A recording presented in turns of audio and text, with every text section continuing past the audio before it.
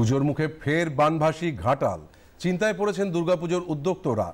অতিবৃষ্টি ও জলাধারে ছাড়া জলে আবারও ঘাটালের বিভিন্ন এলাকা জলমগ্ন হয়ে পড়েছে। ঘাটাল পৌর এলাকার 12টি ওয়ার্ড এখনো জলমগ্ন। পুজোর আর 30 দিনও বাকি নেই। এই পরিস্থিতিতে পুজোর প্রস্তুতি নিয়ে চিন্তায় পড়েছে পুজো কমিটিগুলি। মণ্ডপ তৈরির কাজ অনেকে এখনো শুরুই করতে পারেননি।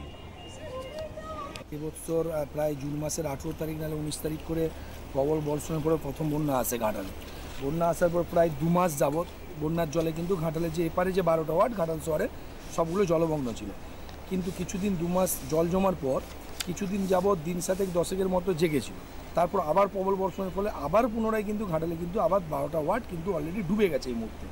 এখন ধরুন কিছু কিছু মণ্ডপ যারা সেই সময় পেরেছিল ওই দিন 7-10 যে জলটা শুকিয়েছিল পেরেছিল তারা একটুখানি কাজে গিয়েছে, মানে কাজ কারো কমপ্লিট হয়নি, মানে এখনও পর্যন্ত জাস্ট স্ট্রাকচারটাই বাঁশের যে কাজটা বাঁশের কাজটা এখনও পর্যন্ত কেউ কমপ্লিট করতে পারেনি। অনেকে সেই কাজটা করেছে, আবার কিছু মণ্ডপ যেমন আমাদের পুজো কমিটি আমরা এখনও পর্যন্ত সেই মণ্ডপটাই বাঁধতে পারিনি। এমন একটা পরিস্থিতি, মানে যে শুকোলেও যে সেই মণ্ডপটা বাঁধা হবে, শুকনো জলটা চলে যাওয়ার পর একটা কাদা থাকে, তারপর অনবরত বৃষ্টি হয়েছে, সেই বৃষ্টির ফলে কাদা যতক্ষণ না শুকোচ্ছে তাও তো বাঁশ গাড়া যাচ্ছে না। এখন এই পরিস্থিতি আছে ঘাটালে 12টা ওয়ার্ডে প্রায় ধরুন না 25 থেকে 30টা পুজো কমিটি এই পরিস্থিতিতেই আছে। হ্যাঁ।